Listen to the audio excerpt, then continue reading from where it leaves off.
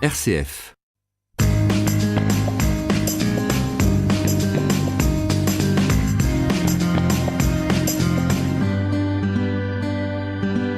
Bonjour à toutes et à tous, nous sommes ravis de vous retrouver pour cette nouvelle émission du mois de mai où vient de commencer à Cannes, en même temps que le Festival du film, la 2e édition du Festival sacré de la beauté, que l'on nomme également le Off de l'âme. Alors pour cela, je suis heureuse d'accueillir à nouveau Anne Facerias. Bonjour Anne. Bonjour Véronique. Vous êtes directrice de ce festival qui a eu lieu déjà l'année dernière et qui est placé à nouveau sous la présidence donc de Michael Lonsdal. C'est exact. Ça. Et à vos côtés, donc le père Jean Gautron, qui est curé de Cannes et un des membres fondateurs du Vivre Ensemble à Cannes. Bonjour Jean. Oui, bonjour Véronique, bonjour à tout le monde. Alors vous ouvrez à nouveau les portes de votre paroisse pour permettre de mener à bien à nouveau ce festival cette année. Et Anne, je reviens vers vous pour rappeler donc aux éditeurs que vous êtes l'épouse de Daniel Facerias, qui est chanteur chrétien, compositeur, metteur en scène. Vous avez monté à ses côtés d'ailleurs de nombreux spectacles, notamment sur la vie des saints, dont le dernier en date, c'est celui sur Sainte Thérèse d'Avila. Thérèse d'Avila, oui. Et que vous avez donné dans plusieurs endroits, notamment à La Réunion. À l'île Maurice. À l'île Maurice. Et bientôt à La Réunion. Et bientôt à La Réunion, voilà, c'est ça.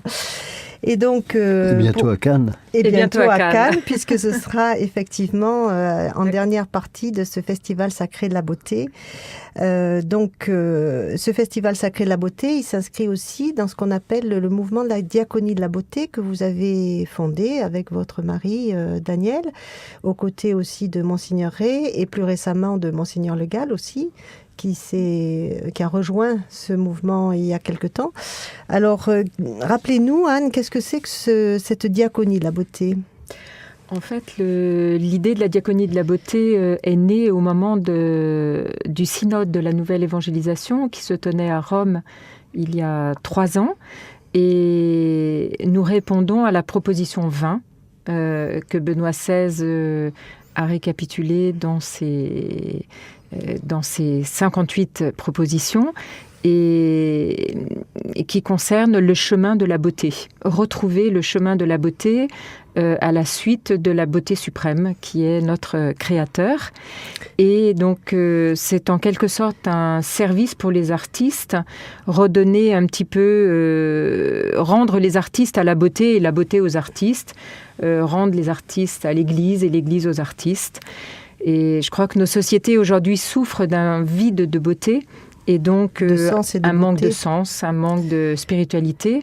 Et donc, on voudrait tout simplement aider à permettre aux artistes de retrouver ce beau chemin. C'est ça, et puis de nous permettre aussi de le partager par la même occasion.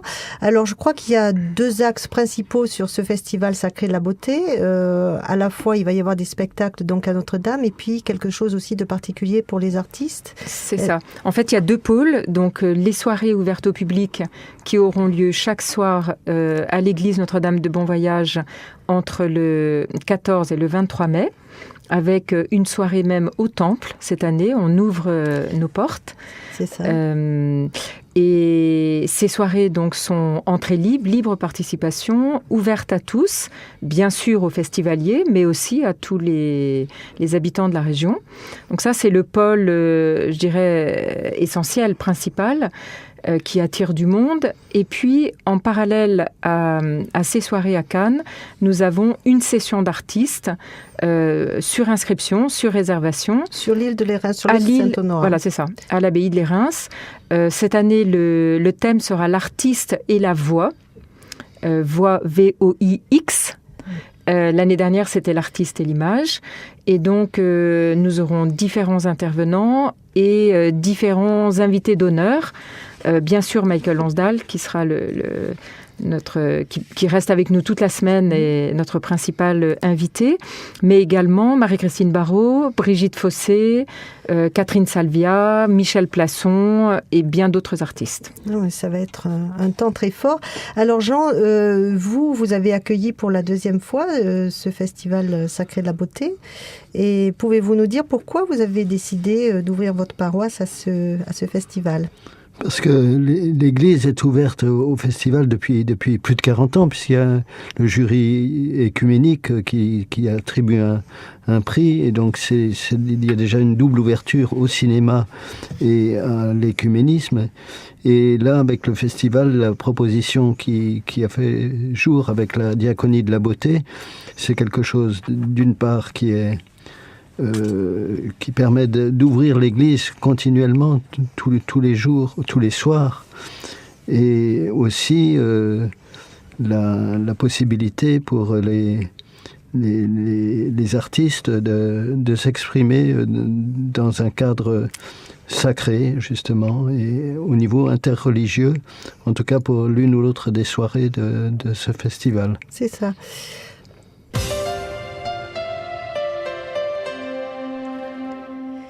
Nous sommes donc dans l'émission Croyant ensemble vers la paix et nous parlons du Festival Sacré de la Beauté. Alors Anne, est-ce que vous pouvez nous dire quelles sont les nouveautés de ce festival par rapport à l'année dernière ? Eh bien, même si la trame, je dirais, ressemble à celle de l'année dernière, donc il y a peut-être on reprend les thématiques, avec une soirée danse sacrée, plusieurs soirées interreligieuses, une soirée théâtre, une soirée musique classique.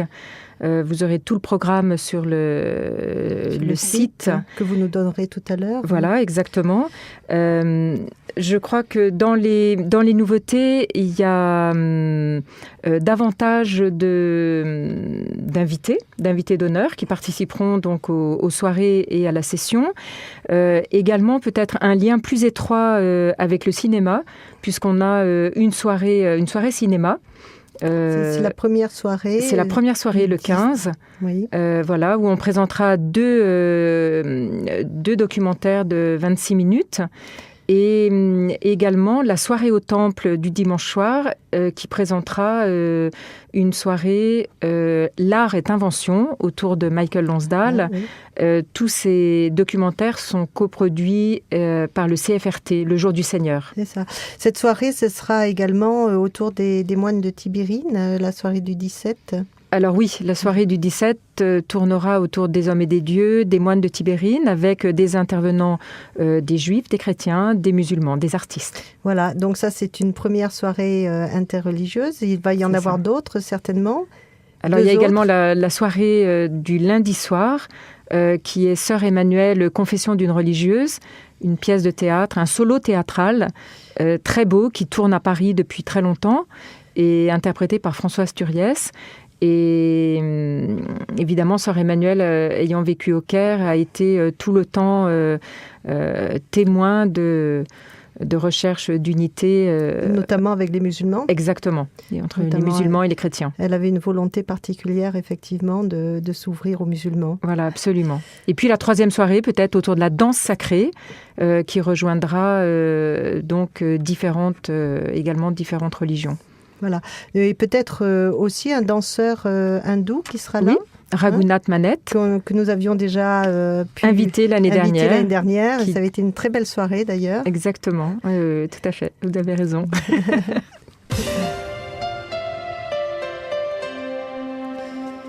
Alors toujours dans notre émission Croyant ensemble vers la paix, nous parlions du festival Sacré de la Beauté qui va avoir lieu du 15 au 23 du 14 au 23 mai prochain.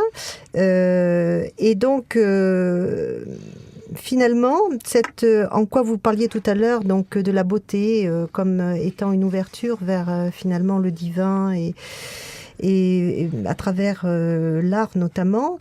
En quoi pour vous, la beauté, ce festival de la beauté, peut être un facteur de paix? En quoi l'art peut être un facteur de paix? Je crois que l'art est toujours source de paix, d'amour et de joie. Et quand on voit du beau, on est heureux. On dit souvent la beauté sauvera le monde, et j'en suis intimement convaincue.